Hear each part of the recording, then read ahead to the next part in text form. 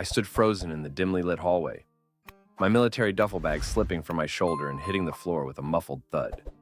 The sound was drowned out by the laughter coming from the bedroom. Her laughter, soft and familiar, but mixed with his, my brother's. My chest tightened, my breath catching in my throat as I took a step closer, my boots silent against the carpet. The bedroom door was slightly ajar, and through the crack, I saw them. My wife, her head tilted back in laughter, her hand resting on his arm. My brother leaning in close, his voice a low murmur as he said something that made her smile in a way I hadn't seen in years. The intimacy of the moment was unmistakable, and it hit me like a punch to the gut. They didn't see me. They were too wrapped up in each other, too lost in whatever world they had built while I was gone. I stepped back, my mind racing, my hands trembling at my sides. 2 years?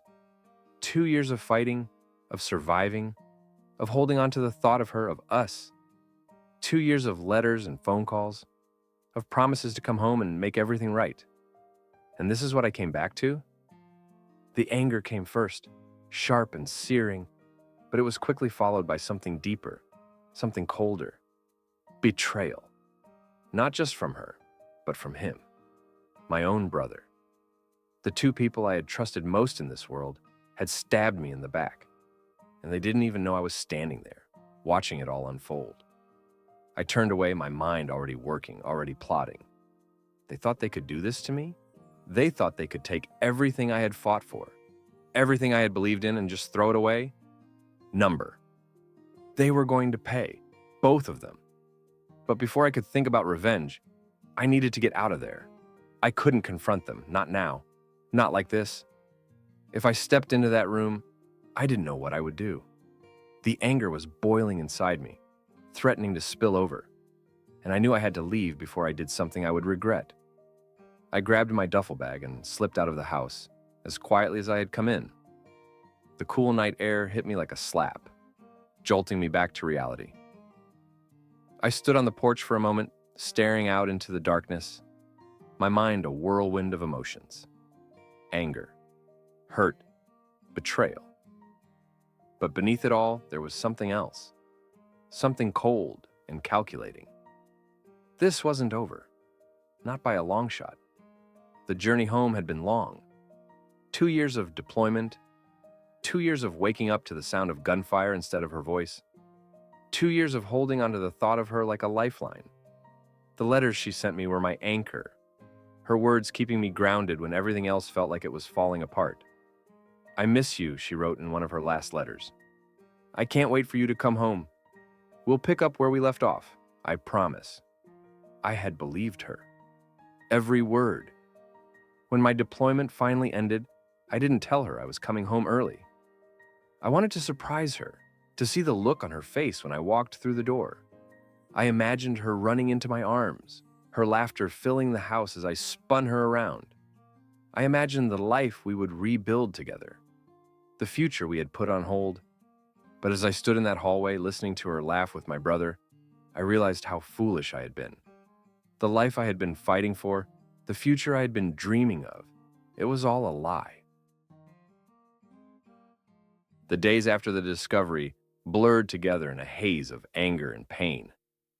I couldn't sleep, couldn't eat, couldn't think of anything but the image of them together. The betrayal consumed me, fueling a fire that burned hotter with every passing hour. I needed to do something, anything, to make them feel even a fraction of the hurt they had caused me. But revenge wasn't something to be rushed. It had to be calculated, precise, and devastating. That's when I thought of Elena, my brother's wife. I hadn't seen her in years, not since before my deployment. She had always been kind, quiet, and reserved, the complete opposite of my brother's loud, brash personality. I remembered her smile, the way it never quite reached her eyes, as if she was always holding something back. Now I wondered if she had known, if she had felt the same betrayal I was feeling now. Tracking her down wasn't difficult. A few phone calls, a few questions, and I had her address. She lived in a small apartment on the outskirts of the city, far from the house she had shared with my brother. I stood outside her door for what felt like an eternity, my hand raised to knock, but hesitating. What would I even say to her? How could I explain why I was here? Finally, I knocked. The door opened, and there she was. Elena. She looked different than I remembered.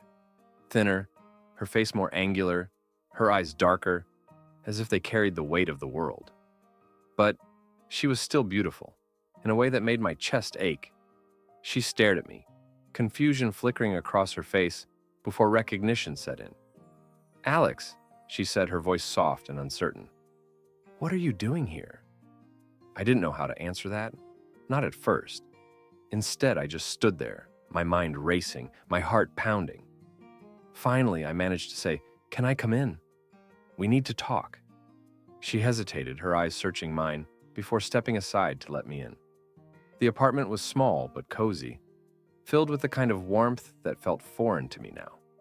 I sat down on the couch, my hands clasped tightly in my lap, while she took a seat across from me, her expression guarded. "What's going on, Alex?" she asked, her voice trembling slightly. "You look different." I took a deep breath, trying to steady myself. "I came home early," I said, my voice low and rough, "from my deployment. I wanted to surprise her, but when I got there, I trailed off, the words sticking in my throat. Elena's eyes widened, and I saw the moment she understood. Her face paled, her hands clutching the edge of the couch as if she needed something to hold on to. "No," she whispered. "Tell me it's not true." "I saw them," I said, the words coming out in a rush now. "My wife, my brother, they were together, Elena. They didn't even know I was there." She stared at me, her eyes filling with tears, and for a moment, neither of us spoke. The silence was heavy, suffocating, broken only by the sound of her shaky breaths. Finally, she looked away, her hands covering her face as she let out a sob. "I knew something was wrong," she said, her voice muffled. "He's been distant for months. I thought it was work or stress or... I don't know, but this..." She shook her head, her shoulders trembling. "How could he do this to me? To us?" Her pain mirrored my own, and for the first time since I had walked into that house, I felt a flicker of something other than anger. Empathy. Understanding. We were both victims of the same betrayal, bound together by the actions of the people we had trusted most. That's when the idea came to me. "Elena," I said, leaning forward, my voice steady now. "What if we made them pay? What if we gave them a taste of their own medicine?" She looked up at me, her eyes red and swollen, but there was a spark of something else there now. Anger. Determination. "What do you mean?" "We pretend," I said, the plan forming in my mind as I spoke. "We make them think we're having an affair. We'll meet in public, let them see us together, let them wonder, let them hurt the way we've been hurting. We'll make them feel the same betrayal they've caused us." She stared at me, her expression unreadable, and for a moment I thought she would say no. But then she nodded, her jaw tightening with resolve. "Okay," she said, her voice trembling but firm. "Let's do it." We started small, a coffee shop here, a restaurant there. We made sure to be seen, to leave traces of our meetings for them to find. A receipt left in a jacket pocket, a photo taken by a friend, a text message, accidentally sent to the wrong person. We played our parts perfectly, our fake smiles and forced laughter convincing everyone around us. But as the days turned into weeks, something changed. The fake smiles became real. The forced conversations turned into genuine ones. I found myself looking forward to our meetings, to the sound of her voice, to the way her eyes lit up when she laughed. And I could see it in her too. The way she looked at me, the way her hand lingered on mine just a little too long. It scared me. One evening, after a particularly intense date, we sat in a quiet corner of a restaurant, the dim lighting casting shadows across her face. She looked at me, her eyes searching mine, and said, "This isn't just revenge anymore, is it?" I didn't answer right away. I couldn't. She was right. The lines between our plan and our feelings had blurred, and I didn't know how to fix it. "I don't know," I admitted, my voice barely above a whisper.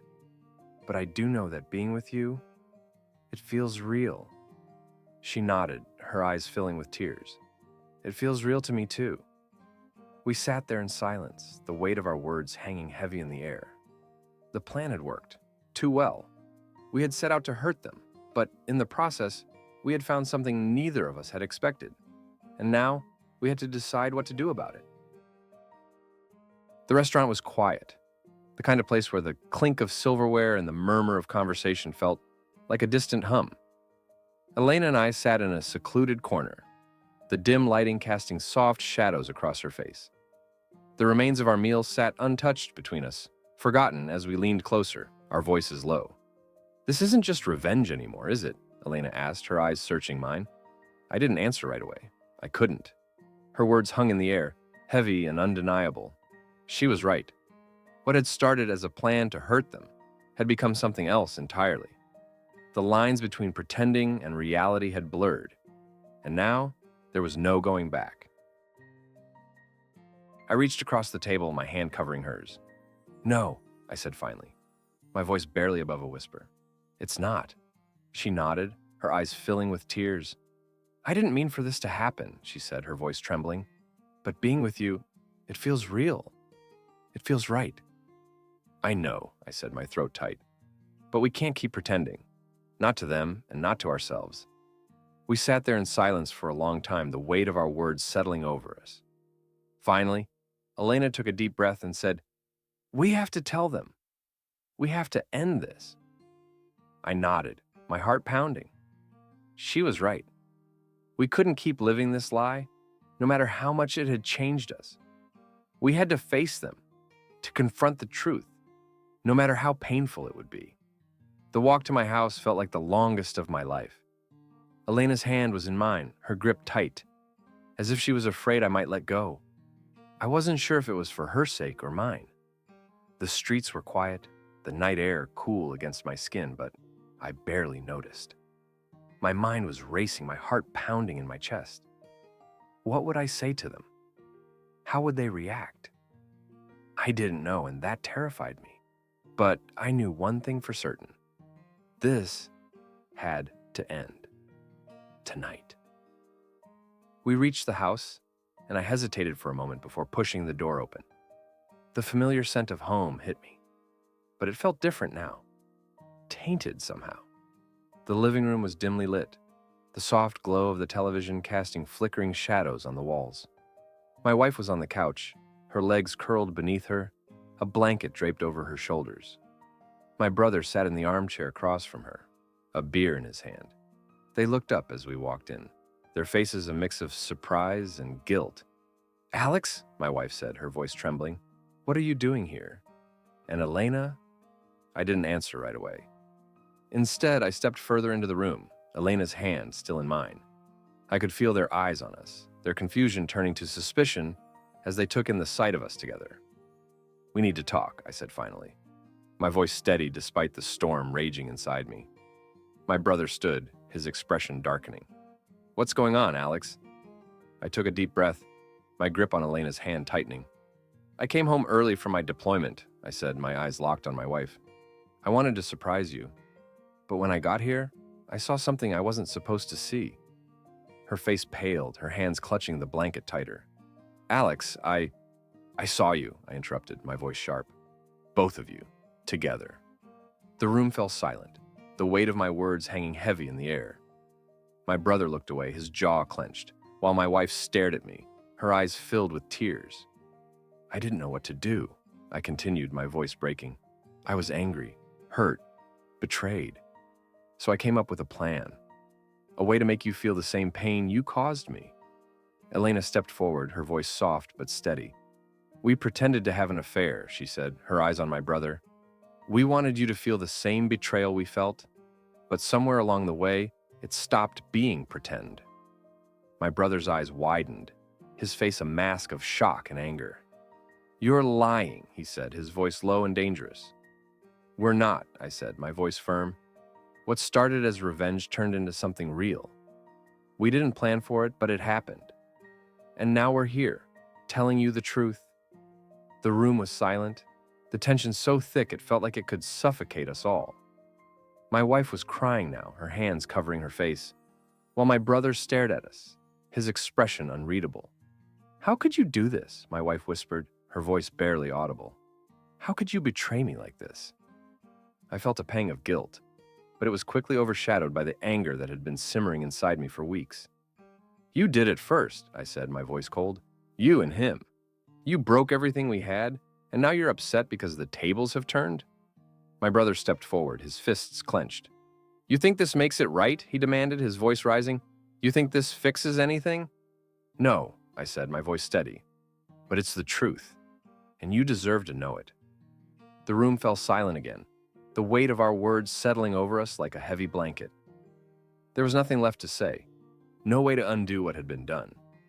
We stood there, the four of us, bound together by betrayal and pain, and I knew that nothing would ever be the same. The confrontation didn't end with shouting or violence, as I had feared it might.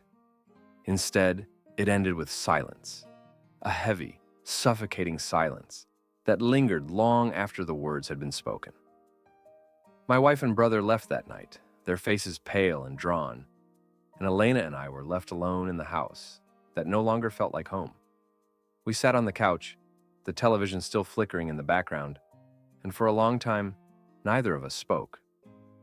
Finally, Elena broke the silence. "What happens now?" she asked, her voice soft and uncertain. I didn't have an answer. Not then. All I knew was that the plan we had started with was over, and in its place was something real. Something fragile and uncertain, but real nonetheless. "I don't know," I admitted, my voice barely above a whisper. "But whatever happens, we'll face it together." She nodded, her hand finding mine, and for the first time in what felt like forever, I felt a flicker of hope. The road ahead would be difficult, but we had each other, and for now, that was enough. The days following the confrontation were a whirlwind of emotions. Accusations flew like daggers, each word cutting deeper than the last. My wife and I barely spoke, our conversations reduced to clipped sentences and icy silences. My brother, on the other hand, was a storm of anger and denial, refusing to accept any responsibility for what had happened. Elena and I became the targets of their rage, the scapegoats for their guilt. "You planned this," my wife spat one evening, her eyes blazing with fury. "You wanted to hurt us, and now you're acting like you're the victims." "We didn't plan to fall for each other," I shot back, my voice steady despite the storm raging inside me. "But you didn't plan for us to find out the truth either. So, here we are." Elena stayed by my side through it all, her quiet strength a constant anchor in the chaos. She didn't engage in the arguments, didn't try to defend herself against their accusations. Instead, she focused on me, on us, and on the fragile new beginning we were trying to build. The legal battles were messy. Divorce papers were filed, assets were divided, and old wounds were reopened with every meeting and phone call. My brother and I stopped speaking altogether. The bond we had once shared shattered beyond repair. It hurt, more than I cared to admit. But I knew there was no going back. Elena's divorce was no less complicated. Her husband, my brother, fought her every step of the way, his anger and pride blinding him to the reality of what had happened.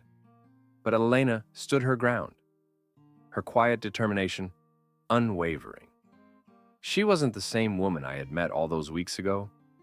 The pain had changed her, just as it had changed me, but it had also made her stronger. Through it all, we leaned on each other. We spent long nights talking, laughing, and crying, our shared pain forging a bond that felt unbreakable. We didn't have all the answers, and we didn't know what the future held, but we had each other. And for the first time in what felt like forever, that was enough. The day the divorce was finalized, Elena and I packed up what little we had left and left the city behind. We didn't have a destination in mind, just a vague idea of starting fresh somewhere far away from the memories that haunted us. We ended up in a small coastal town, the kind of place where time seemed to move slower and the air smelled like salt and freedom. We rented a tiny house near the beach, its weathered walls and creaky floors a far cry from the life we had left behind. But it felt like home in a way that nothing else had in a long time. The first few weeks were an adjustment. We were both carrying scars, both learning how to navigate this new life we had chosen. There were moments of doubt, of fear, of wondering if we had made the right decision. But there were also moments of joy, of laughter, of discovering pieces of ourselves we had thought were lost forever. We spent our days exploring the town, our hands intertwined as we wandered through markets and along the shoreline. We spent our nights on the porch, the sound of the waves crashing against the shore, a constant backdrop to our conversations. We talked about everything, our pasts, our dreams, our fears, and slowly we began to heal.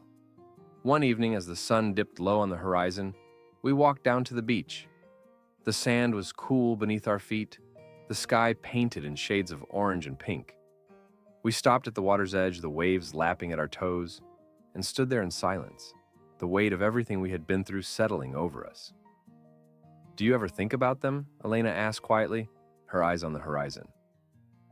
I didn't have to ask who she meant. "Sometimes," I admitted, "but not as much as I used to." She nodded, her hand finding mine. "I used to wonder if we made the right choice," she said. "But now, I don't know. I think we did what we had to do. For us." I turned to look at her, the fading light catching in her hair and making her eyes shine. "We did," I said, my voice soft but firm. "And I don't regret it. Not for a second." She smiled, a real smile that reached her eyes. And for a moment, the world felt perfect. We stood there, the past behind us and the future stretching out ahead, and I knew that whatever came next, we would face it together. Life wasn't perfect, and it never would be. We still carried the scars of what had happened, and there were days when the weight of it all felt overwhelming. But we had each other, and that made all the difference.